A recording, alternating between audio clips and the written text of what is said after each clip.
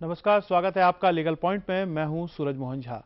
इस कार्यक्रम में हम हर सप्ताह एक कानूनी मसले को लेते हैं और उसकी चर्चा अपने विशेषज्ञों के साथ करते हैं। साथ में कार्यक्रम में आपको भी जोड़ते हैं। आपके सवाल या आपके जो राय होते हैं उसे इस मंच पर हम रखने की कोशिश करते हैं। आज कार्यक्रम में हम एक बहुत ही महत्वपूर्ण कानून का जिक्र करने जा रहे हैं। वो है हमारी सीधा सीधा हमारी स्वतंत्रता से जुड़ा हुआ है और जो है अभिव्यक्ति की आज़ादी और बोलने की जो हमें स्वतंत्रता मिली हुई है हमारे संविधान से, उसकी हम आज बात करने जा रहे हैं। इसकी अलग अलग तरह की व्याख्या होती है। इस विषय पर आज हम बात करेंगे। मेरे साथ इस विषय पर चर्चा करने के लिए तीन खास मेहमान स्टूडियो में मौजूद हैं। मेरे साथ हैं मनीष मखीजा साहब, अधिवक्ता हैं दिल्ली उच्च न्यायालय में। सर, आपका स्वागत है। मेरे साथ है अनिल नरेंद्र जी, मुख्य संपादक वीर अर्जुन। सर, आपका स्वागत है। और मेरे साथ है प्रोफेसर उबैद सिद्दीकी साहब, जामिया मिलिया इस्लामिया से। सर, आपका भी स्वागत है। आप तीनों का कार्यक्रम में स्वागत है। मनीष जी, कार्यक्रम की शुरुआत में आपसे ही करना चाहूंगा, क्योंकि आप अधिवक्ता हैं और सीधा प्रोग्राम भी हमारा कानून से जुड़ा हुआ है जी। तो मैं और मेरे दर्शकों के नजर से ये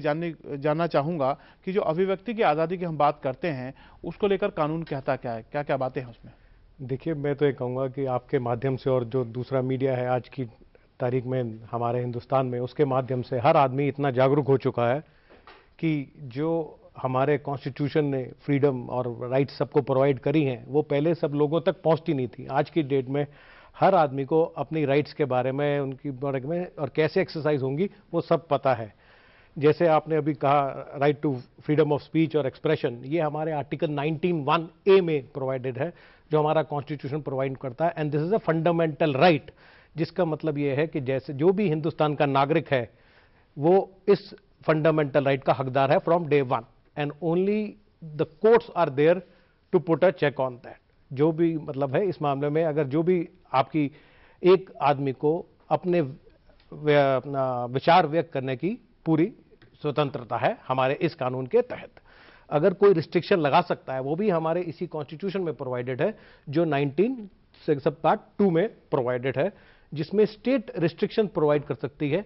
but again law mandates that should be reasonable restrictions. और उस आज की डेट में, क्योंकि 1950 से लेकर आज तक सुप्रीम कोर्ट में कई मामले गए जिनमें इन राइट्स पे स्टेट ने करप्ट करने की कोशिश की, मगर सुप्रीम कोर्ट ने उनको गलत ठहराया। तो आज की तारीख में मैं कहूँगा इस लॉ का बड़ा क्लियर से हर आदमी को पता है। और सबसे अच्छी बात यह है कि हर नागरिक को पूरी स्वतंत्रता है अपनी बात को एक्सप्रेस करने की, चाहे वो राइटिंग के मोड से हो, चाहे वो प्रिंटिंग के मोड से हो, चाहे वो पिक्चर के मोड से हो। बिल्कुल। तो किसी भी सफल लोकतंत्र के लिए उसके नागरिकों को अभिव्यक्ति की आज़ादी हो, ये बहुत ज़रूरी होता है। जैसे कि मनीष जी ने बताया कि हमारे संविधान ने हमें वो पूरे अधिकार दिए हुए हैं। जैसे कि मैंने कार्यक्रम की शुरुआत में कहा था कि इस कार्यक्रम में हम न केवल अपने विशेषज्ञों के साथ चर्चा करते हैं, बल्कि आपको भी इस कार्यक्रम से जोड़ने की कोशिश रहती है। तो आप हमें हमारे टोल फ्री नंबर पर फ़ोन कर सकते हैं। 1800115314 हमारा नंबर है, और आप हमारे फ़ोन नंबर पर भी फ़ोन कर सकते हैं। दिल्ली का कोड 011 लगाकर आप 2303-5420 पे हमें फोन करें। आपके जो सवाल है, आपकी जो दिक्कतें हैं, वो इस मंच पर रखें। हम अपने विशेषज्ञों से उसके निपटारा करने की कोशिश करेंगे। अनिल नरेंद्र जी, जैसा कि मनीष जी ने कहा कि जो कानून कहता है क्या है, किस तरह के अधिकार हमें मिले हुए हैं, आपको क्यों लगता है कि ये जो आज़ादी है ये होनी चाहिए? देखिए, ये तो बहुत ज़रूरी है लोकतंत्र के लिए, और एक व्यक्ति को अपनी बात कहने का पूरा अधिकार होना चाहिए। पर साथ साथ ये भी देखना चाहिए कि इस अधिकार को इस्तेमाल करते करते आप दूसरे की मानहानि तो नहीं कर रहे, या दूसरे का जो अधिकार है उसका खनन तो नहीं कर रहे। तो ये कई बारी अक्सर हो जाता है ऐसा कि आदमी कहता है कि मेरा ये राइट है, जबकि वो उसको बड़ी क्लियरली ट्रांसलेट कर जाता है और दूसरे को उसे चोट पहुंचा देता है। और इसके लिए हमारे जब इलेक्शंस होते हैं उसमें खास तौर पर ये देखने को अक्सर मिलता है कि एक दूसरे को इतना अपशब्द कहे जाते हैं, इतनी बातें कही जाती हैं, और ये सब freedom of speech and expression के नाम पे की जाती है, जो कि किसी सभ्य समाज में स्वीकार्य नहीं होना चाहिए। तो ये बढ़ता जा रहा है सिलसिला मैं नहीं समझता कि भाई इसमें अच्छा फिर ये है कि मानहानि के केसेस में अदालतों में सालों लग जाते हैं। वो आप मान लीजिए किसी विधायक ने किसी दूसरे विधायक के बारे में कहा या किसी सांसद ने दूसरे सांसद के बारे में कहा है, तो वो केस का फैसला तब तक नहीं हो पाएगा, तब तक तो वो संसद ही भंग हो जाएगी और अगला चुनाव हो जाएगा। उसके बाद उसकी रेलेवेंसी क्या रह जाती है? तो ये सारी चीजें हैं कि भाई ये कैसे इन्फोर्स किया जाए इफेक्टिवली, ये एक चुनौती है। प्रोफेसर उवैद, जैसे कि अनिल जी कह रहे हैं, अब वो जिस क्लास की बात कर रहे हैं, जिन लोगों का उन्होंने जिक्र किया है, जो चुन के जनप्रतिनिधि हमारे यहाँ आते हैं, उनके परिप्रेक्ष्य में उन्होंने इस बात को रखा है। अब उनको तो इस बात में मालूमात होगी ही कि जो अभिव्यक्ति की आज़ादी हमें मिली हुई है वो किस सीमा तक मिली हुई है। उसमें कुछ तरह के जैसे कि मनीष जी ने बताया कि उसमें ऐसा नहीं है कि वो हमें पूरी संपूर्ण मिले हुए, उसमें कई तरह के रिस्ट्रिक्शंस हैं। अगर हम किसी की मानहानि करते हैं या कोई स्टेट से जुड़ा हुआ मसला है, तो ऐसे में तो फिर इसको किस तरह से आप देख रहे हैं? देखिए, ऐसा है कि इसमें इससे तो कोई इख्तलाफ हो ही नहीं सकता कि आदमी को अभिव्यक्ति की आज़ादी होनी चाहिए, क्योंकि एक डेमोक्रेटिक सोसाइटी के अंदर ये बहुत ज़रूरी है कि आप अपने ख़यालात का खुल के इजहार कर सकें। ये बात सिर्फ जो है पॉलिटिशियंस तक महदूद नहीं है, बल्कि इसमें फाइन आर्ट्स भी आती हैं, आर्ट भी आती है। मिसाल तौर पर फिक्शन लिखा जाता है, फिक्शन के बहुत सारे मामले हमारे यहाँ हैं, तो वो भी आते हैं। बुनियादी सवाल ये है कि क्या इसकी कोई हद है? ये जो आज़ादी है, ये क्या इसकी कोई सीमा है, कोई हद है? और अगर वो सीमा है और वो हद है, तो वो तय कौन करेगा? वो मुकर्रर कैसे की जाएगी?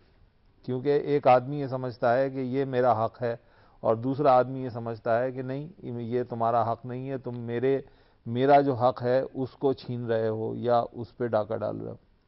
तो सारा जो झगड़ा शुरू होता है वहाँ से आगे शुरू होता है कि इसकी हद कहाँ ख़त्म होती है। प्रोफेसर उवैद, हम आएंगे और इस हद की भी बात करेंगे कि आखिर जो हद है, क्योंकि वो हद तो होनी चाहिए, नहीं तो जिस समाज में हम रह रहे हैं वहाँ एक अलग तरह की स्थिति हो जाएगी। अब हमारे साथ कार्यक्रम में हमारे पहले कॉलर जुड़े हैं, कान सिंह राजस्थान से हैं। सर, स्वागत है आपका, पूछे अपना सवाल।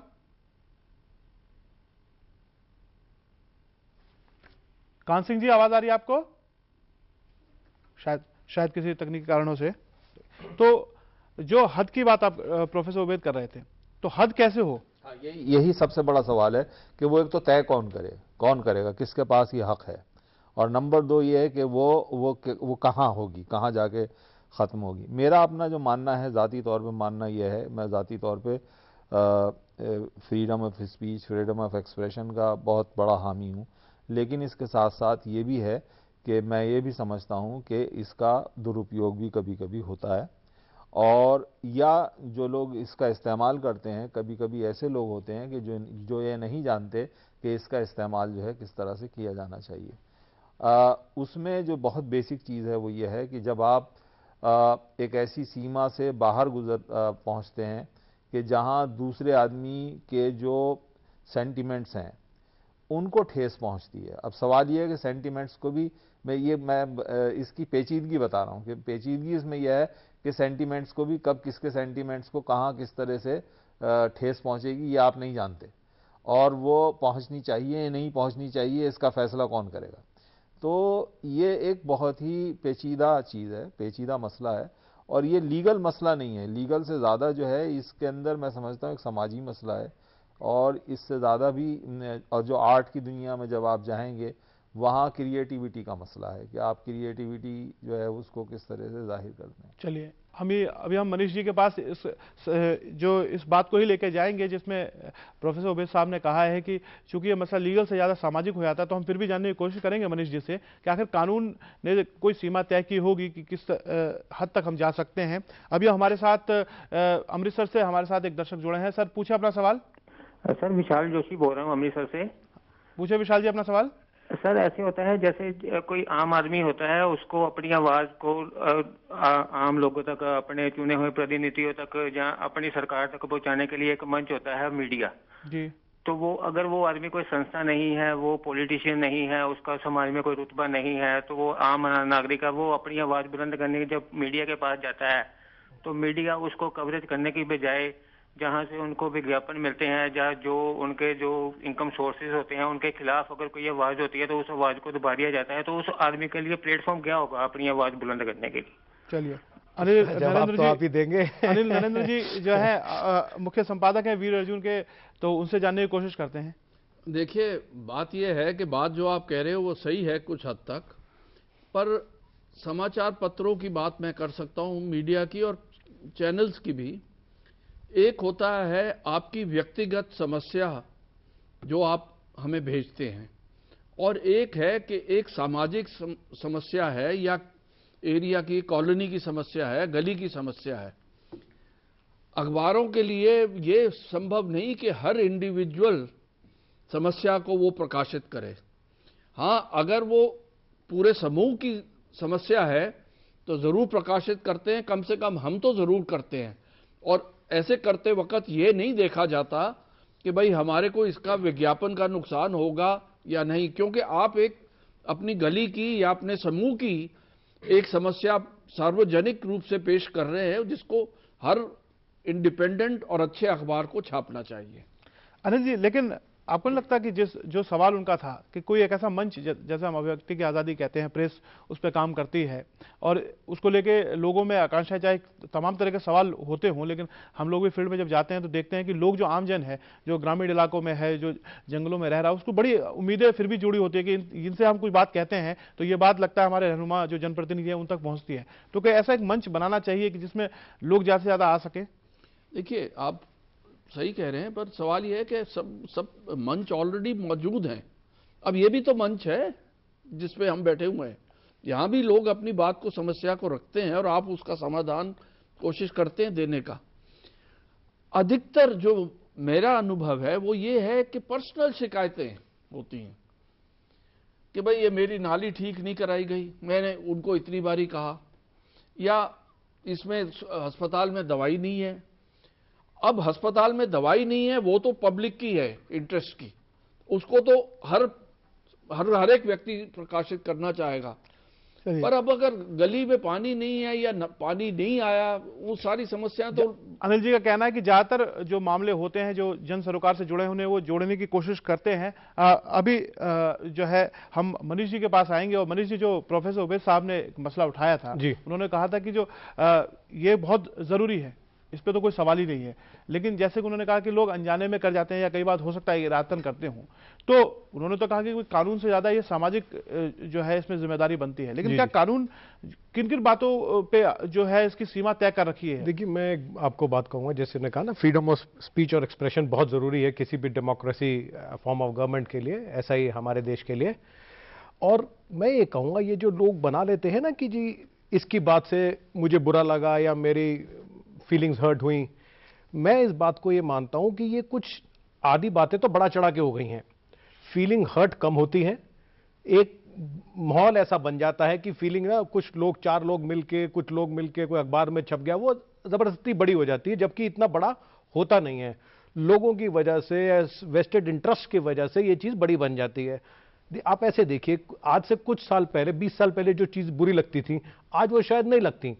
लेवल ऑफ एजुकेशन बढ़ गया, हमारा TV, computer, internet has made the India world so small. अभी जैसे जो पहला वाला क्वेश्चन था, he was looking for a forum, I say internet is a good forum. आज की डेट में तकरीबन हर अच्छी कंपनी की, इवन गवर्नमेंट की वेबसाइट्स हैं। ये जो साहब जिन्होंने पहले फोन किया था पंजाब से, he could have very well went on the government website. चलिए, आपने जिक्र किया, अभी हमारे साथ हमारे जो पहले कॉलर थे कान सिंह, जो तकनीकी कारणों से जुड़ नहीं पाए थे, अब उनसे हमारा जो है कनेक्शन जुड़ गया है। कान सिंह जी, पूछिए अपना सवाल। जो तकनीकी कारणों से जुड़ नहीं पाए थे।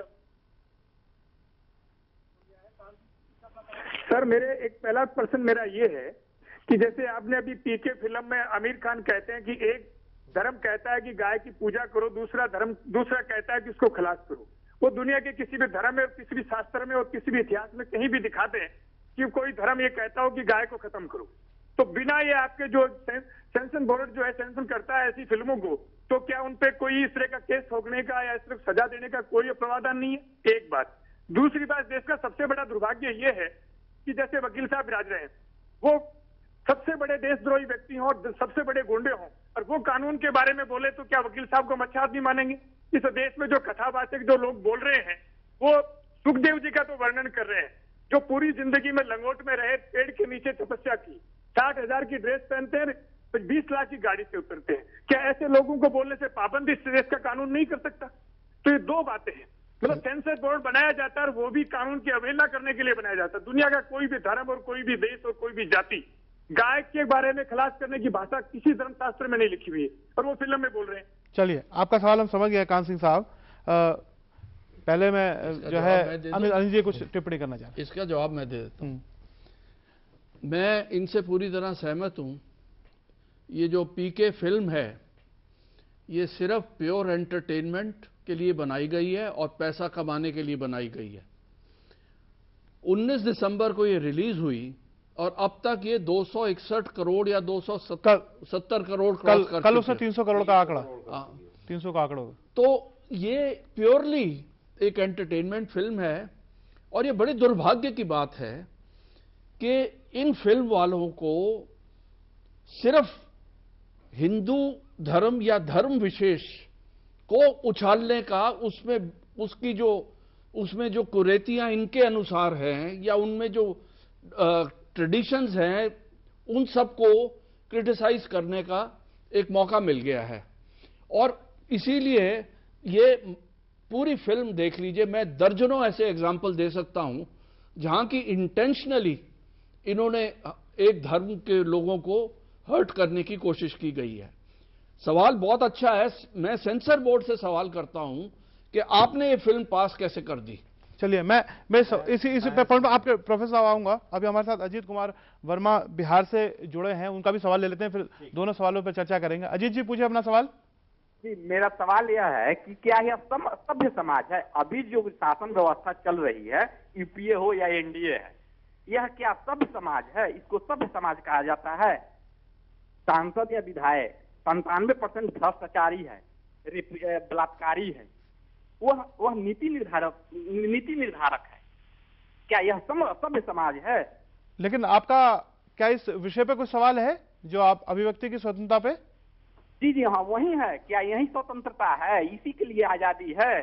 नहीं, वो तो सांसदों और विधायकों के क्षेत्र में। आप क्या सोचते हैं? आपका अपना विचार क्या है जो आपको यह अधिकार आपको मिला हुआ है, और इसी वजह से आप ये सवाल पूछ रहे हैं? जो आजादी मिला हुआ है, जो संसदीय ढांचा जो है, ये तरफ है क्या संविधान और या क्या कहते हैं दंड संहिता, कि दोनों एक ही है, अलग अलग है, दोनों एक है।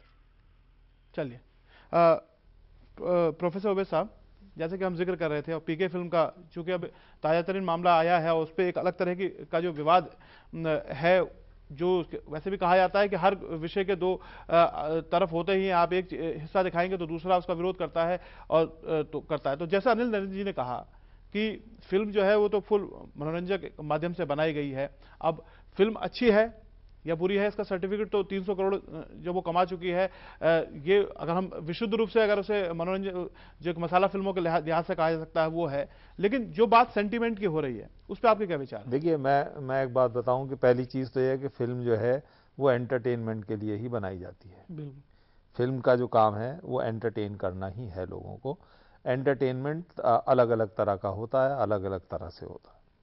तो वो अगर वो फिल्म एंटरटेनिंग है तो इसका मतलब ये है कि वो कम से कम एक पहलू जो है उसका वो कामयाब है उस फिल्म का। वो फिल्म मैंने देखी है, मुझे नहीं पता कि अनिल जी ने देखी है कि नहीं देखी है। मैंने आपने 2 बार देखी होगी। तो मैंने वो फिल्म देखी है। पहली चीज़ तो यह है कि वो फिल्म जो है किसी मज़हब के खिलाफ नहीं है मेरे हिसाब से। उसका अगर विश्लेषण किया जाए तो वो फिल्म बेसिकली किसी मज़हब के खिलाफ नहीं है, बल्कि मज़हब के एक्सप्लॉयटेशन के खिलाफ है। कि जिस तरह से लोग जो हैं वो मज़हब को एक्सप्लॉयट करते हैं अपने वेस्टेड इंटरेस्ट के लिए, तो वो बेसिकली फिल्म जो है उसके बारे में। दूसरी चीज़ यह है कि हमारे यहाँ एक तो मजहबी नज़रिया है मज़हब के बारे में, एक जो पूरी फ़िलासफ़ी है एथेइज़्म की जो फ़िलासफ़ी है, जो लोग ये मानते हैं कि ये गॉड वॉड कोई नहीं है, कोई इसको बनाने वाला नहीं है, ये सब अपने आप साइंटिफिक तौर पर हुआ है। तो वो एक एथेइज़्म का हमारे यहाँ बहुत पुराना कोई नई चीज़ नहीं है। तो ये फिल्म जो है वो किसी हद तक जो उस एथेइज्म की जो फिलॉसफी है उसको भी सपोर्ट करती है, प्रोफेसर क्योंकि वही सवाल, उस तरह के सवाल उसमें उठाए गए। मैं उसमें एक चीज और जोड़ देता हूं, जैसे कि जब इस फिल्म की आलोचना की जाती है तो उसमें जो कहा गया है, उसमें लोग जो उसके आलोचक हैं जो ये कह रहे हैं कि जैसे अनिल रंजन ने भी इशारा किया था कि ये जो एक हिंदू जो पद्धति है उसके खिलाफ लिखना बोलना जो है प्रचलन में है। ये जो आलोचना करने वाले कहते हैं, कह रहे हैं कि अगर यही चीज किसी दूसरे धर्म के खिलाफ की होती है, उसकी कुरीति के खिलाफ, उसी फिल्म के अंदर दूसरे तमाम कोई भी किसी धर्म को बख्शा नहीं गया है। उसमें मुसलमानों का भी जिक्र है, उसके अंदर क्रिश्चियनिटी का भी जिक्र है, उसके अंदर हिंदू धर्म का भी जिक्र है। ऐसा नहीं है कि कोई उसके अंदर किसी को छोड़ा गया हो। बुनियादी चीज मैं फिर वहीं आ रहा हूं कि अगर आप उस फिल्म को गहराई के साथ देखें, क्योंकि आप अगर ऊपर ऊपर से देखेंगे तो समझ में नहीं आएगी। उसमें रिलीजन को बुरा नहीं कहा गया है, बल्कि एक जगह आमिर खान खुद कहता है, डायलॉग उसके अंदर फिल्म के अंदर है कि रिलीजन से अगर किसी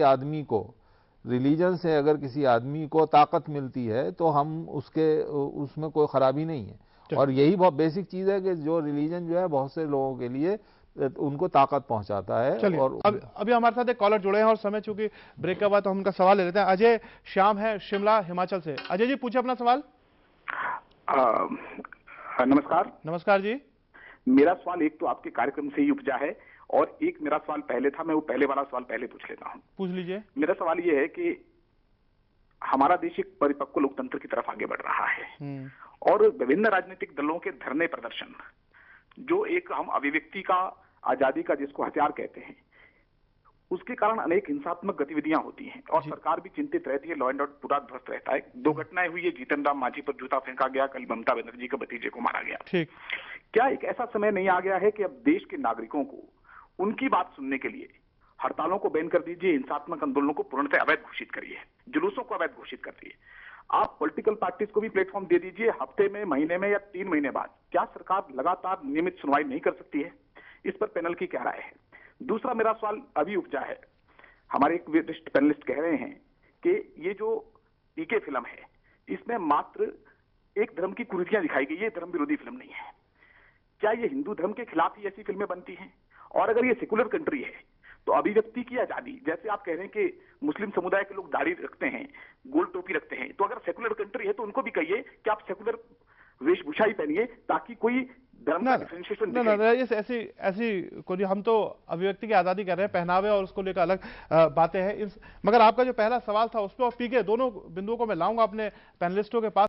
मैं मनीष जी आपके पास आऊंगा। जो हमारे पिछले कॉलर थे उन्होंने 2 सवाल पूछे थे। एक तो उन्होंने एक ताजा तरीन वाकया जो अभी 2 हादसे हुए हैं, जिसमें एक पश्चिम बंगाल के मुख्यमंत्री के भतीजे और लोकसभा के सांसद हैं अभिषेक बनर्जी जी, उनको थप्पड़ मारा गया है और आज का ही शायद इंसिडेंट है जो बिहार के मुख्यमंत्री के ऊपर फेंका गया। इस तरह के इंसिडेंट हम पहले भी देखते रहे हैं। उस पर क्या राय रखना चाहेंगे? जैसे उन्होंने कहा कि इस तरह का बैन करना चाहिए और मैं ये कहना चाहूंगा, ये कुछ लोगों को फिर कंफ्यूजन है, जैसे कॉलर साहब को भी, कि कानून इजाजत नहीं देता। कानून इजाजत देता है freedom of speech and expression.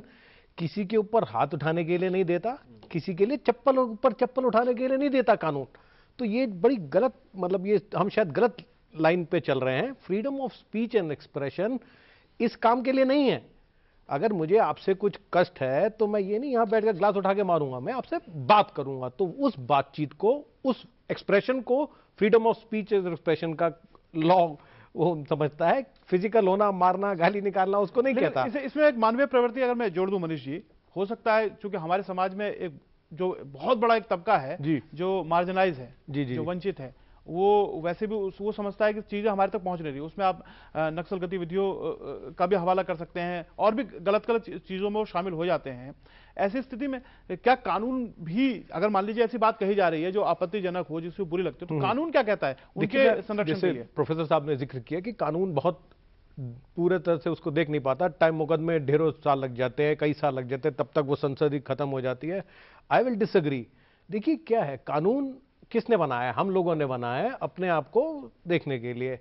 अब कानून ये कहता है कि जब आपको कोई किसी की बात से, इफ यू आर हर्ट, ये टॉपिक तो उसी के ऊपर है ना, अगर मुझे किसी ने कुछ कहा जो मुझे गलत लगा, तो उसको मैं कोर्ट में लेके जाता हूं, तो मैं अपना होमवर्क तो करके जाऊंगा ना। कोर्ट को तो नहीं पता कि मैंने उसने मेरे बारे में क्या कहा है, तो आप अपनी बात को प्रेजेंट तो ठीक से करेंगे ना। लेकिन आपको लगता नहीं कि वहीं जाके गड़बड़ होती है कि जो थप्पड़ मैं ज्यादातर देख रहा हूं, एक आध मामलों को छोड़ दूं तो यहाँ इंसिडेंट में वो जो है एक अनपढ़ ग्रामीण ही ज्यादातर होता है, उस बेचारे को इतनी मालूमात भी नहीं होती चीज। वही तो मैंने कहा ना, कानून दिल से नहीं चलता ना।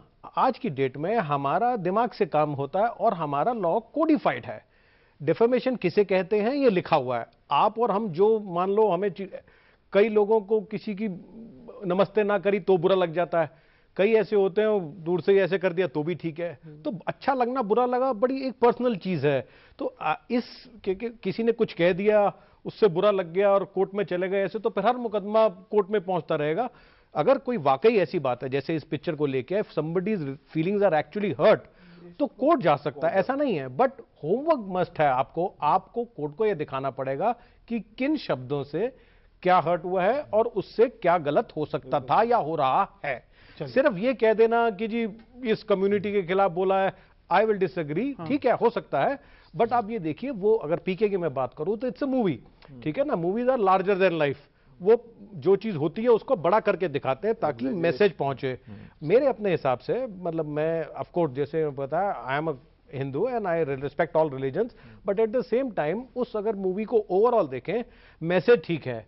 अगर वो जैसे पहले कॉलर का गाय के ऊपर दिखाया तो बट ठीक है, कोई ऐसा रिलीजन नहीं कहता कि गाय को काटो, या हमारा रिलीजन कहता है गाय को पूजो, पर ठीक है, ये बात भी ठीक है। कितने हिंदू रोज गाय की पूजा करते हैं? कोई नहीं करता, ना कोई काटने की बात करता है, कोई रिलीजन नहीं करता। मगर ये सब हो रहा है, ये सब हो रहा है, ये सब हो रहा है, तो इस चीज से रुकेगा। चलिए मैं इस बिंदु पे आऊंगा। डायलॉग में उसमें डायलॉग को गलत तरीके से पेश किया।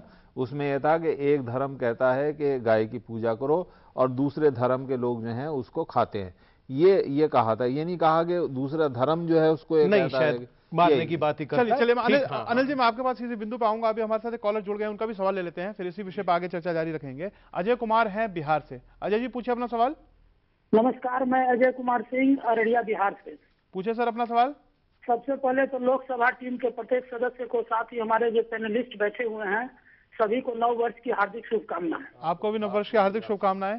साथ ही मैं ये कहना चाहता हूं कि लोकसभा टेलीविजन ने जो अभी मुद्दा उठाया है और लीगल पॉइंट का जो विषय बनाया, अभी उसकी बहुत आवश्यकता है इस देश में। मैं देख रहा हूं कि कभी धरने के नाम पर, कभी नेतागिरी अपनी चमकाने के नाम पर, कभी फिल्म के नाम पर लोग जो है अभिव्यक्ति की स्वतंत्रता का ज्यादातर दुरुपयोग करते हैं।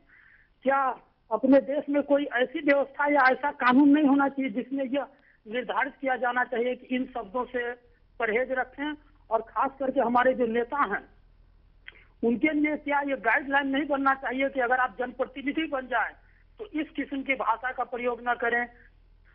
क्या इसकी आवश्यकता नहीं है? चलिए अजय जी समझ गया। अनिल जी, मैं दोनों बिंदुओं को जोड़ना चाहूंगा। जो पीके से जुड़े मामले पे आप बोलना चाह रहे थे, साथ में अजय कुमार जी का जो अपना एक सवाल, उन्होंने बड़ा अच्छा सवाल पूछा है कि भाषा के संयम को लेकर। देखिए, प्रोफेसर साहब ने 300 करोड़ रुपए की बात करी है बिजनेस की, तो मेरा कहना यही है कि ये फिल्म सिर्फ पैसे के लिए बनाई गई है और पैसे कमाने के लिए आधार बनाया गया है एक धर्म की परंपराओं को, रीतियों को।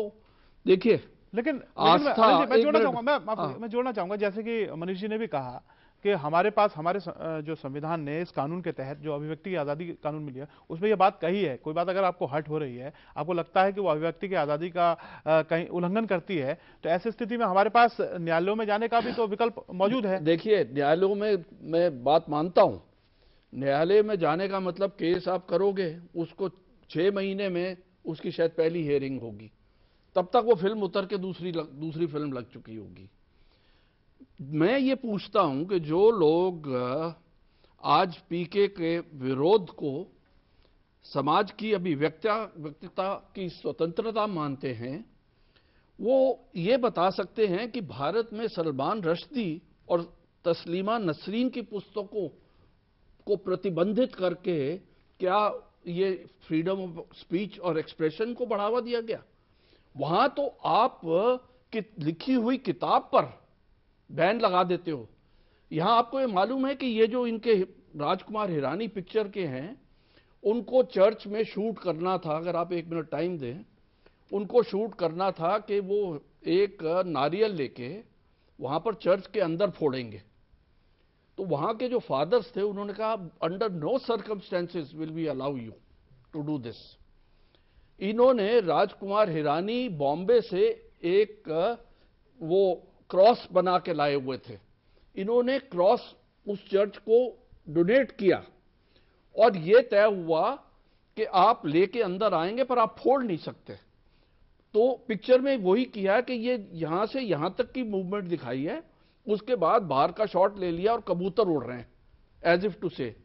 उसके बाद वो जाता है मस्जिद, मस्जिद के बाहर 2 बोतलें हैं। अनिल जी, मैं आपको बता रहा हूं ना, जिन चर्चाओं का आप जिक्र कर रहे हैं, क्या इस बात के आपके पास कोई वैधानिक प्रमाण है? क्या पिक्चर है? नहीं, क्या जो इंडियन, अगर आप इंडियन एक्सप्रेस की रिपोर्ट छपी प्रमाणिक मान सकते हैं तो आप परसों का अखबार लिख दीजिए, उसमें पूरी रिपोर्ट है। ये चलिए मेरे पास है, चलिए मैं आपके बिंदु का तो प्रोफेसर ओवैस साहब के पास। प्रोफेसर ओवैस साहब, मैं इसमें एक चीज जोड़ दूं, आप उसका दीजिए। जैसे कि अनिल नरेंद्र जी ने भी एक जो सवाल उठाया है, जो उनका कहना है कि जब फिल्म पे चूंकि हिंदू सेंटिमेंट जैसे कि उनका कहना है, और हमारे कॉलर्स के भी कई फोन आए हैं, हट होता तो उसमें लोग जो है उसकी उल्लंघन मान रहे हैं अभिव्यक्ति की आज़ादी का। लेकिन जैसे कि उन्होंने जिक्र किया 2 पुस्तकों का, एक तो सलमान रश्दी जो हमारे हैं और बांग्लादेशी लेखिका तस्लीमा नसरीन को, उनको लेकर जो हो हल्ला होता है, उनकी पुस्तक मिलों में उनकी किताबों को जाने नहीं दिया जाता, किसी लिटरेचर जो सम्मेलन होते हैं उनमें उन्हें शामिल नहीं होने दिया जाता, और तमाम तरह का हमने देखा है। पश्चिम बंगाल में वामपंथियों की सरकार रही और कहा जाता है सबसे ज्यादा जो है इस मामले में वही लिबरल हैं, लेकिन उस राज्य में भी तस्लीमा नसरीन ने जबकि अपनी इच्छा जाहिर की थी कि मैं कलकत्ता में रहना ज्यादा पसंद करूंगी क्योंकि वो दूसरे घर की तरह लगता है, नहीं किया। तो आप इस विषय पे क्या कहना चाहिए? देखिए, ऐसा है कि रिलीजन के बारे में जो डिस्कशन जहां भी हो, रिलीजन ही के सिलसिले में सबसे ज़्यादा दिक्कत पेश आती है, वरना और चीज़ों के ऊपर इतना हंगामा नहीं होता है। बेसिक चीज़ यह है कि रिलीजन कोई भी हो, उसके बारे में आप किसी भी तरह की अगर एकेडमिक बहस करते हैं तो उसके लिए पूरी गुंजाइश मौजूद है। मिसाल के तौर पे जैसे शरीयत के बारे में होता है या कॉमन सिविल लॉ की जब बहस होती है पूरी, तो उसके अंदर लोग इस बात पे एतराज़ करते हैं कि भाई 4 शादियाँ क्यों कर सकता है मुसलमान, क्यों होना चाहिए उसको इजाज़त। उस पर कहीं कोई आपने कभी ये नहीं देखा होगा कि साहब प्रदर्शन हो रहा, गाड़ियों में आग लगा रहे हैं कि साहब इसने ये क्यों कह दिया। लेकिन अगर आप डेलिबरेटली, क्योंकि मुझे नहीं पता कि अनिल जी ने वो नॉवल पढ़ा है कि नहीं पढ़ा है, मैं यहाँ बैठकर इस बात का एतराफ़ कर रहा हूँ कि मैंने वो नॉवल पढ़ा है। वो नॉवल मेरी पर्सनल लाइब्रेरी के अंदर मौजूद है, तो मैंने वो नॉवल जो है वो पढ़ा है। उस नॉवल के अंदर दिक्कत सारी ये है कि जो प्रॉफिट की वाइफ्स हैं, वो उस नॉवल के अंदर जो प्रोस्टिट्यूट्स हैं उनके नाम जो हैं वही रखे गए हैं जो प्रॉफिट की वाइफ्स के हैं, और कुछ इस तरह की चीजें हैं जो मैं कहना नहीं चाहता क्योंकि मैं सेंटिमेंट्स को दोबारा लोगों के भड़काना नहीं चाहता। मैं सभी धर्मों का सम्मान होना चाहिए। एक सेकंड, मैं लौट के आ रहा हूं। तो मेरा कहना वही है जो अभी कहा कि कानून मौजूद है, आप कानून के, और मैं एक एनेक्डोट आपको सुनाना चाहता हूं। ये बात है 1988 की, जब मैं बीबीसी में नौकरी करने के लिए लंदन गया, तो वहाँ उस ज़माने में एक फिल्म चल रही थी, the last temptation of Christ. The last temptation of Christ के बारे में सारी दुनिया के क्रिश्चियन जो थे, यानी क्रिश्चियनों का एक बहुत बड़ा तबका जो था, वो ये मानता था कि ये फिल्म जो है ब्लास्फेमस है। तो वहाँ जो थिएटर्स थे उनके बाहर नन्स खड़ी रहती थी और फादर्स खड़े रहते थे, और वो जो लोग फिल्म देखने जा रहे होते थे उनको कन्विंस करने की कोशिश करते थे कि ये फिल्म ब्लास्फेमस है, इस फिल्म को मत देखिए। लेकिन जो आदमी देखना चाहता था उसको, उसके साथ कोई जोर जबरदस्ती भी नहीं करते थे, उसको जाने भी देते थे। ना उसके ऊपर कहीं कोई किसी चीज में आग लगी, ना कोई धरना प्रदर्शन हुआ, ना कोई थिएटर जलाया गया। ठीक है ना प्रोफेसर, आपकी बातों से 2 चीज जोड़ना चाहूंगा। जैसे कि आमिर खान साहब कहते हैं कि जिनको फिल्म देखनी है वो देखें, जिनको नहीं देखनी है वो ना देखें। बिल्कुल। और ऐसे ही जैसे आपने अपना एक जिक्र जो किया, जो आपका अपना एक एक्सपीरियंस रहा है, तो ऐसी ही बात अगर हम उन 2 पुस्तकों के मामले में कही जा सकती है। जिसे पढ़ना है पढ़े, जिसे ना पढ़ना हो ना पढ़े। मैं तो उसके बारे में मेरा नहीं है, मैं ये नहीं कहता कि आप किताबों पे बैन लगाइए, मैं भी इसका मानता हूं इस चीज को जो आप कह रहे हैं, क्योंकि ऐसा नहीं हो सकता कि आप एक जगह एक उसूल लागू करेंगे, दूसरी जगह दूसरा उसूल लागू करें। लेकिन बेसिक चीज यह है कि उन किताबों पर अगर सरकार ने बैन लगाया, हिंदुस्तान जो था वो पहला मुल्क था, गालिबन साउथ अफ्रीका के बाद पहला कंट्री था जहां इसके ऊपर बैन लगा। और बैन किसने लगवाया? खुशवंत सिंह ने। खुशवंत सिंह के वो पास वो किताब आई थी, उन्होंने वो किताब पढ़ी, चूंकि खुशवंत सिंह जानते थे इस्लाम के बारे में, रिलीजन के बारे में, तो वो किताब जब उन्होंने पढ़ी तो उन्होंने राजीव गांधी को फ़ोन करके और उनको बताया कि ऐसे ऐसे ये किताब मेरे पास आई है, छपने वाली है। अभी हमारे साथ प्रोफेसर साहब एक कॉलर जुड़े हैं, नंदन कुमार झा है बिहार से। नंदन, पूछे अपना सवाल। जी हेलो। हाँ जी, पूछे सर अपना सवाल। Sir I would like to ask,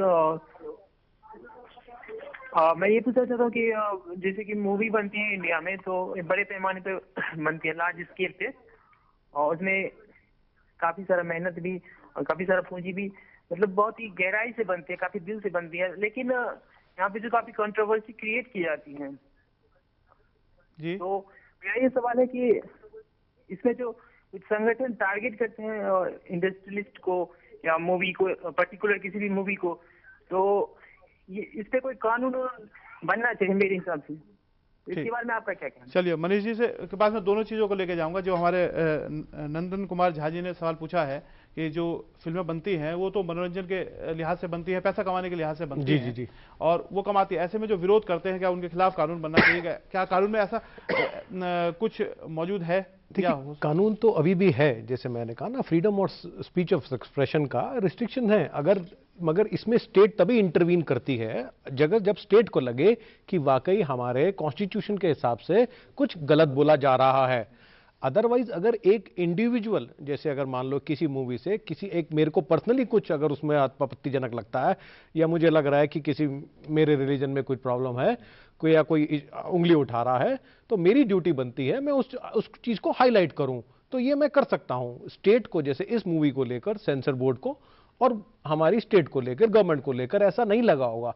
अब आप ये भी देखिए, कुछ स्टेट्स हैं जिन्होंने इसको टैक्स फ्री कर दिया, मगर उनके टैक्स फ्री करने का सिर्फ अगर कोई नजरिया ये लिया जा सके तो ये लगता है कि पॉलिटिकल मोटिव है, क्योंकि यहां पर दिल्ली में अपोजिशन हो रही है तो उस स्टेट में आप टैक्स फ्री कर दो ताकि ये मुद्दा बन जाए। मेरे ख्याल से ये मुद्दा बनता ही नहीं। आज की डेट में आप देखिए, जैसे एक पीछे एक बॉर्डर मूवी आई थी जिसमें पाकिस्तान से लड़ाई हुई थी, और जब भी कोई इंडियन कोई सोल्जर मरता था तो सारी पूरे ऑडियंस रोती थी, और ऐसे ही सबके सेंटीमेंट्स जुड़े हुए थे उसमें, हिंदू मुसलमान सब दिखाए थे सोल्जर्स। तो एक माहौल भी होता है। इस मूवी ये शायद इस समय आई है जबकि हमारे पड़ोसी मुल्क पाकिस्तान से अच्छे संबंध नहीं है, या हम तो अच्छा करना चाह रहे हैं मगर वहां से अच्छा नहीं आता, शायद इसलिए ये सेंटीमेंट्स भी उड़ गए। मेरी जो अपनी राय है पर्सनल, ये जो पाकिस्तानी दिखाया ना परवेज, वहां से ही शुरू हो गया negative, because Muslim has been, community has been linked to Pakistan. चलिए, आज की डेट में I am also not happy. अगर वो शायद इंडियन होता, परहैप्स शायद ये कंट्रोवर्सी कम होती। बीबीसी हिंदी पे मैं भी पढ़ रहा था, एक पाकिस्तानी लेखक थे, उनका एक लेख छपा था, उसमें उन्होंने कहा था, फिल्म की तारीफ की थी, साथ में उन्होंने एक चिंता भी जाहिर की थी कि हिंदुस्तान में फिल्म संभव हो सकी, लेकिन शायद राजकुमार हिरानी या आमिर खान पाकिस्तान या बांग्लादेश में ये फिल्म अभी और आने वाले कुछ सालों में तो शायद नहीं बना सकते हैं। तो ये एक खूबी भी हो सकती है, लेकिन नहीं, ये एक बहुत बड़ा हमारे लिए एक तरह से कॉम्प्लीमेंट है कि इस देश के अंदर हमारे यहाँ इतनी आज़ादी है। पाकिस्तान के अंदर 2 मूवीज बनी हैं पिछले 20 साल के अंदर, जो यहाँ बहुत कम देखी गई, फिल्म फेस्टिवल्स में तो देखी गई। एक तो खुदा के लिए और दूसरी बोल। ये 2 फिल्में वहाँ बनी। वो फिल्में वहां चली भी थिएटर्स के अंदर, कराची के अंदर तो ये दोनों फिल्में खूब चली। जो मैं आता हूं अभी ब्रेक का समय हुआ, ब्रेक के बाद हम जब कार्यक्रम के आखिरी चरण में आएंगे तो इन सवालों के साथ हम बात करेंगे जो अभी एक नया, जैसे हमने शुरू में कार्यक्रम की शुरुआत में कही थी कि नया मीडिया है, एक जो वेबसाइट पे है, सोशल मीडिया के तौर पर उभर रहा है, वहां भी हम देखते हैं कई तरह के विवाद उत्पन्न हो रहे हैं। क्या उनसे अभिव्यक्ति की स्वतंत्रता को खतरा हो रहा है या फिर वहां पे भी कुछ लगाम की जरूरत हो? प्रोफेसर उबैद साहब, जो एक नया मीडिया आया है, सोशल मीडिया, अभी तक हम बात कर रहे थे प्रिंट, इलेक्ट्रॉनिक या फिल्मों की, हम अब तक जिक्र कर रहे थे जिस पे सेंटीमेंट हर्ट होता है या नहीं होता है। एक सिक्के के 2 पहलू हैं, किसी के लिए हर्ट होता है, किसी को के लिए वो आज़ादी हो जाता है। ऐसे में अब ये जो नया मीडिया है, इसमें भी हम कई तरह के उदाहरण हमने पीछे से दिनों देखे हैं। हर आदमी उसे अपने हिसाब से उसे परिभाषित कर रहा है। एक मुंबई में एक बड़े नेता का देहांत होता है, उसमें बंद होता है तो उस पर 2 लड़कियां फेसबुक पर सामान्यतः वो अपने जीवन टिप्पणी करती हैं तो उनको जेल में बंद कर दिया जाता है। हम पश्चिम बंगाल में देखते हैं, एक इतिहासकार कोई कार्टून बना देते हैं तो वो जेल के अंदर चले जाते हैं, और इस तरह के हम विवाद बढ़ते हुए देख रहे हैं। इसे किस तरह देख रहे हैं आप? देखिए, ऐसा है कि इसकी रोशनी में, जो नया मीडिया है, न्यू मीडिया की रोशनी में, मुझे लगता है कि सारी दुनिया के अंदर जो कानून है, अभिव्यक्ति की आज़ादी से रिलेटेड कानून है, उनके ऊपर दोबारा से नज़र डालनी पड़ेगी। उसका रीज़न ये है कि यहाँ तो कोई कंट्रोल है ही नहीं किसी का। सोशल मीडिया पे कोई कंट्रोल नहीं है। सोशल मीडिया का बहुत अच्छा इस्तेमाल भी हो रहा है, जिससे समाज को बहुत ज़्यादा फ़ायदे भी पहुँच रहे हैं, और सोशल मीडिया का बहुत बुरा इस्तेमाल भी हो रहा है, जिससे समाज को बहुत ज़्यादा नुकसान पहुँच रहा है। क्योंकि इसके ऊपर जो हेट मॉन्गर्स मिसाल के तौर के ऊपर हैं, उनका कोई चेहरा नहीं है, क्योंकि यहाँ तो आप ये आइडेंटिफाई कर लेते हैं कि साहब ये ऑर्गेनाइजेशन है, फलां ऑर्गेनाइजेशन है, ये वो वाली ऑर्गेनाइजेशन है, ये लोग हेट फैला रहे हैं। वहाँ आपको नहीं पता कि ये काम कौन कर रहा है और क्यों कर रहा है और किस लिए, किस मकसद से कर रहा है। तो सोशल मीडिया जो है उसका मैं बहुत ज़्यादा कायल भी हूँ, उसका मैं तरफदार भी बहुत बड़ा हूँ, लेकिन उसके साथ साथ मुझे खौफ भी बहुत आता है सोशल मीडिया से कि इसका दुरुपयोग जिस तरह से हो रहा है वो सोसाइटी के लिए कहीं भी, किसी भी दुनिया के अंदर, किसी भी हिस्से के अंदर वो अच्छा नहीं है। बिल्कुल, मैं सवाल को लेकर अनिल जी के पास भी जाऊंगा और मनीष जी से जानने की कोशिश करूंगा कि उस कानून में किस तरह की बातें कही गई। यहाँ भी हमारे साथ एक कॉलर जुड़े हैं, जगदीश राजस्थान से। जगदीश जी, पूछे अपना सवाल।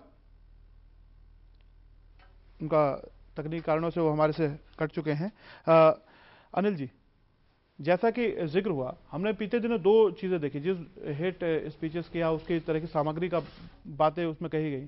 हमने कुछ महीने पहले देखा था जब उत्तर प्रदेश में मुजफ्फरनगर में वाकया हुआ था, तो हमने देखा कहीं ना कहीं उस विवाद को बढ़ने का एक कारण यह भी देखा गया कि यूट्यूब या उन सब चीज़ों पर अपलोड जो वीडियो किए गए उससे कहीं ना कहीं दोनों पक्ष जो है वो ज़्यादा उद्वेलित हुए।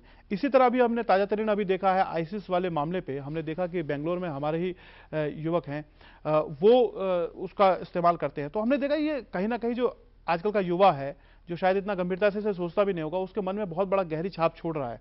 और शायद जो इससे ज़्यादा तकनीकी तौर पर जो सक्षम नहीं है, नए नए इस्तेमाल करते हैं, वो और ज़्यादा इससे जुड़ जाते हैं। इस पर आपके क्या विचार है? देखिए, किसी प्रकार का बैन या रिस्ट्रिक्शन का मैं तो उसका मैं सपोर्ट नहीं करता।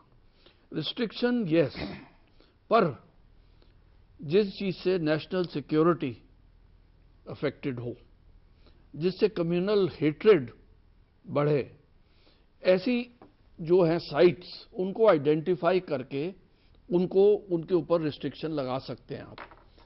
अब वाइकिलिक्स एक है, उसने सारी तमाम दुनिया में उसने तहलका मचा दिया और उसने ऐसे सीक्रेट्स कई दे दिए सोशल मीडिया पे। अब वो कंट्रीज में उससे बड़ा भारी उसका फॉल आउट हुआ।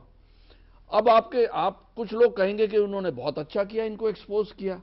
दूसरी तरफ जो सरकारी पक्ष है वो कहेगा कि जी इन्होंने तो ऐसे ऐसे हमारा सारा कुछ ही खोल के रख दिया।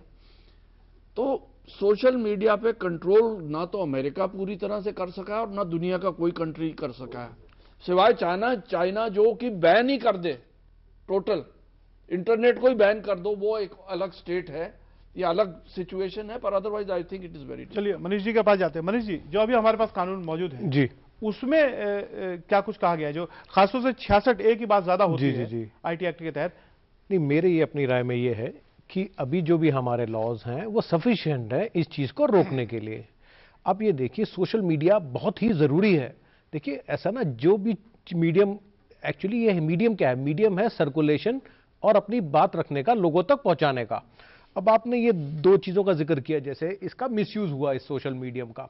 देखिए ये तो उदाहरण के तौर पे, ये उदाहरण के बहुत सारे कुछ और कहना चाह रहा हूं। अब ये देखिए, ये इस चीज को करप्ट किया जा सकता है टेक्नोलॉजिकल एडवांसमेंट से, जो हमारे इंजीनियर्स कर सकते हैं। देखिए ना, आफ्टर ऑल कह रहे, जैसे अगर एक आदमी लोकेट हो जाता है, मान लो मैं किसी के बारे में गलत कह रहा हूं या कुछ एंटी सोशल एलिमेंट हूं या एंटी स्टेट हूं, तो मेरी लोकेशन ट्रेस हो सकती है और अगर मैं छुपा बैठा हूं तो मैं सामने आ सकता हूं।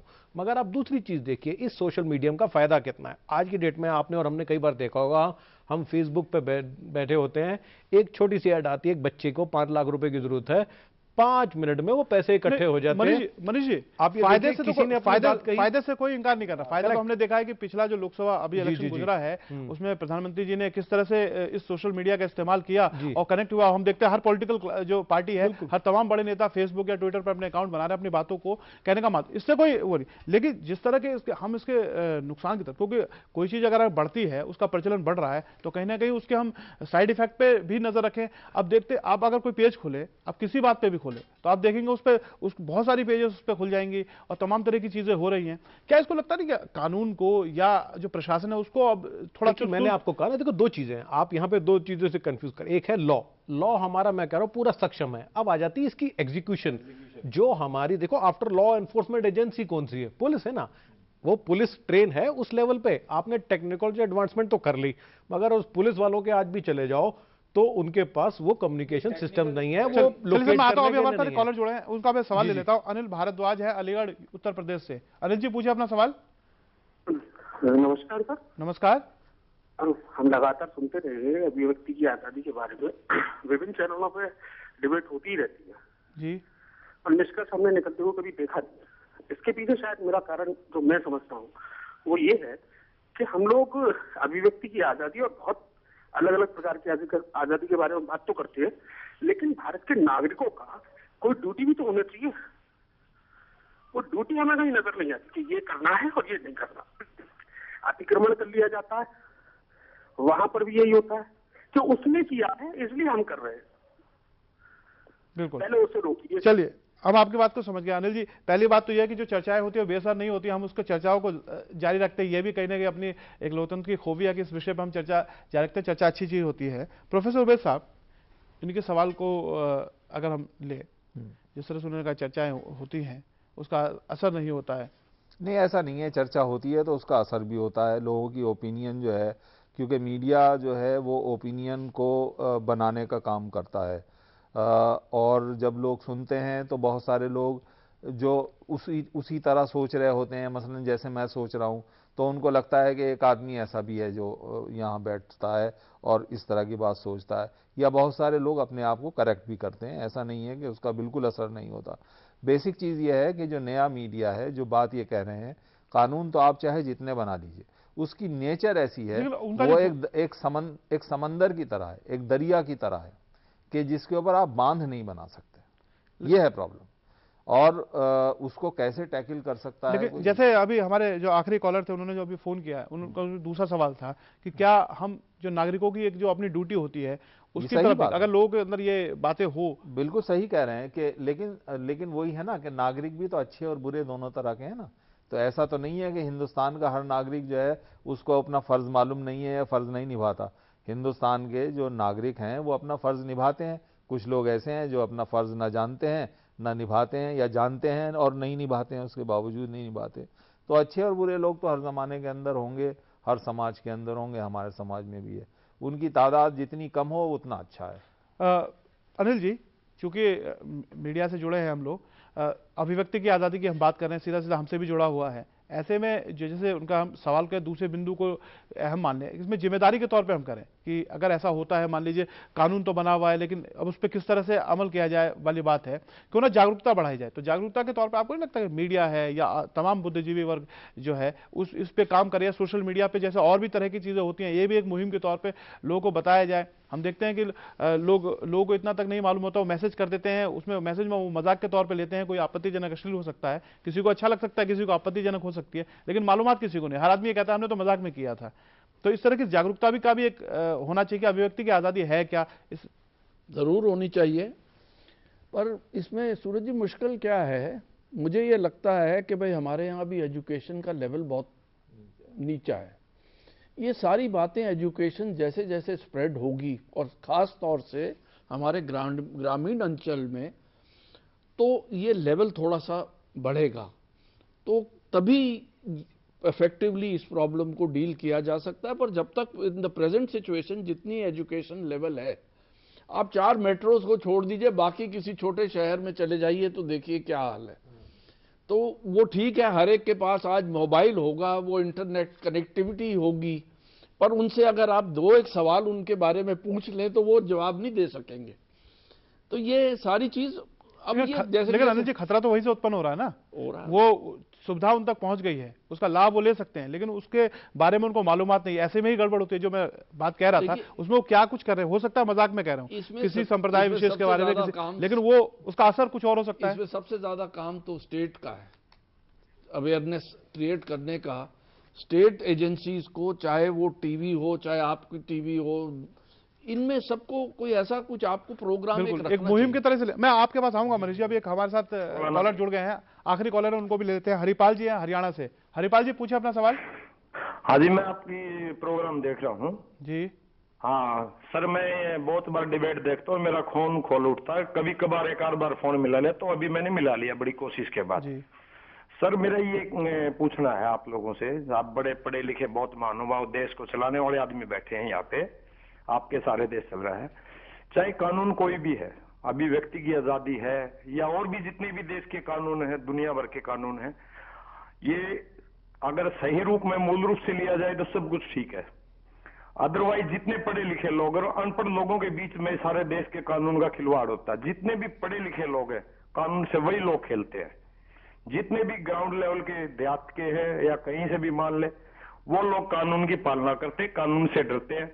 और अभी जो मैंने एक डिबेट देखा था भगवान के ऊपर भी, वो भी है, वही लोग भगवान से भी डरते हैं और कानून से भी डरते हैं। जो पढ़े लिखे लोग हैं वो ना तो भगवान से डरते, अल्लाह से डरते और ना कानून से डरते, वो खिलाड़ी आदमी है, सारी दुनिया को वही खेलते हैं। अब मैं आपसे पूछना ये चाहता हूँ, इस देश का शासक कोई कबीर जैसा, नानक जैसा हो, जिसके विचार कबीर और नानक जैसे हो, लेकिन उसकी कलम और उसकी पावर हिटलर जैसी हो, तो ये देश चल सकता है।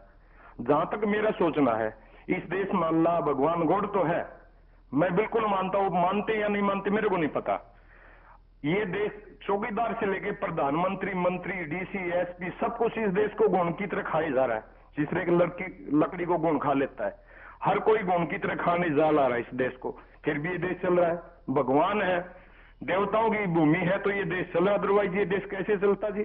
चलिए हरिपाल जी, आपकी बात को हम समझ गए हैं। मनीष जी के पास में आऊंगा। और हरिपाल जी, खून ना खौलाएं, आपके अंदर जो आग है उसको बना के रखें, उसको दूसरे मंच पे प्रदान करें और बदलाव की कोशिश करें।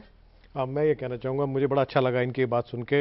सवाल में क्या, इनका जवाब भी था, कैसे हम अपने आप को ठीक कर सकते हैं। आप ये देखिए, बिल्कुल ठीक कह रहे हैं। क्या होता है, आज तक हमारे जो लीडर्स थे ना, सब सक्सेस को इकोनॉमिक्स से बांध रहे थे। सब ये पढ़ाया जाता है, आपका सक्सेस कमर्शियल सक्सेस है तो आप कामयाब हैं, देश का जीडीपी, इकोनॉमिक्स। ये पहली सरकार है, मैं तो सीधा साफ बोलूंगा कि मोदी जी सरकार, हमारे प्राइम मिनिस्टर ऐसे हैं जिन्होंने कैरेक्टर बिल्डिंग पे पहली बार जोर दिया है। देखिए ये चीज़ है, one should start from one self. जैसे अगर आज मैं मान लूं कि मैंने किसी के बारे में गलत नहीं कहना, या अगर किसी के बारे में किसी कुछ ऐसा टॉपिक है जो कल को कंटेंजियस हो सकता है, सोच के बोलूं तो ये प्रॉब्लम ही नहीं आएगी। अगर मैं कमर्शियल सक्सेस को अपने कैरेक्टर से ऊपर रखूंगा तो खराब होगा ही होगा, और अगर मैं उल्टा करके चलूंगा, अपने देश को और अपने उसको पहले रखूंगा, तो फिर ये चीजें गलत होंगी नहीं। कैरेक्टर बिल्डिंग की बात पहली बार हुई है। आप ये देखिए, दिल्ली में अगर पब्स को 12 बजे तक से लेट अगर बंद करने गए तो हल्ला हो जाता है कि जी सेफ नहीं है जी, 2 बजे तक नहीं खुल सकते। अरे अगर कोई ये नहीं कहता कि सुबह आप जल्दी उठें, मंदिर जाएं, अपने पेरेंट्स का पांव छुएं या कोई अच्छी बात करें, दूसरी तरफ तो एक ये मीडिया ही तो है जो चलाता है। ये गवर्नमेंट पहली बार आई है जो प्राइम मिनिस्टर लेवल पे कैरेक्टर बिल्डिंग की समाप्त है हमारा, मेरे पास मिनट भी नहीं है। मैं छोटी छोटी टिप्पणी उबैद साहब से और अनिल जी से भी लूंगा। उबैद जी, बस मेरा यही कहना है, देखिए सहनशीलता हमारे समाज में बहुत एक तो कम होती जा रही है, और दूसरी चीज़ मेरे समझ में नहीं आती है कि अगर आपको कोई चीज़ आप प्रोटेस्ट करना चाहते हैं तो पब्लिक प्रॉपर्टी को क्यों बर्बाद करते हैं, तबाह करते हैं। मैं थोड़ी लाइट वेट में एंड करना चाहता हूँ। आधी लाइन का श्री नीतीश कुमार ने कहा है कि आमिर खान की फिल्म पीके को भाजपा वो प्रधानमंत्री मोदी के खिलाफ हथियार बनाएंगे। सुनिए, एक बस एक गाँव में फिल्म दिखाई जाएगी और जनता को हम भाजपा का रॉन्ग नंबर बताएंगे। चलिए, जो तमाम तरह की बात निकली है पीके के संदर्भ में, तो ये कहना चाहूंगा फिल्म जो है वो अच्छी है बुरी है उसका सर्टिफिकेट आप देते हैं, 300 करोड़ वो कमा चुकी है। ऐसे में जो है उसके तमाम तरह के अगर किसी के सेंटीमेंट हर्ट होते हैं तो जैसे मनीष जी ने बताया है उसके लिए एक मंच मौजूद है। उसे पहुंचा जाए और उसे ऐसे में जो टैक्स फ्री की राजनीति है वो कहीं ना कहीं जो है इस मामले में खामखा का बेवजह का विवाद एक खड़ा करती है, तो उससे हमें बचना होगा। साथ में एक बहुत ही जरूरी कानून है या एक आज़ादी जो हमें मिली हुई, जो अधिकार हमें मिला हुआ अभिव्यक्ति की आज़ादी, वो बहुत जरूरी है, वो हर कदम पे है। आज हम कार्यक्रम में चर्चा कर रहे हैं, इसमें हम हर तरह की बात अगर कर पा रहे हैं तो ये इसी कानून के तहत जो हमें अधिकार मिला हुआ है उसके तहत है। तो ऐसे में जैसे कि उबेर साहब ने कहा है कि सहनशीलता बना के रखनी चाहिए और तमाम तरह के मंच हैं उसे देखना चाहिए, और जैसे कि अनिल जी ने कहा है कि किसी की भावनाएं आहत ना हो उसका भी ख्याल रखा रहना चाहिए। आप तीनों इस कार्यक्रम में चर्चा को इतना जीवंत बनाया उसके लिए बहुत बहुत धन्यवाद। आज कार्यक्रम में इतना ही।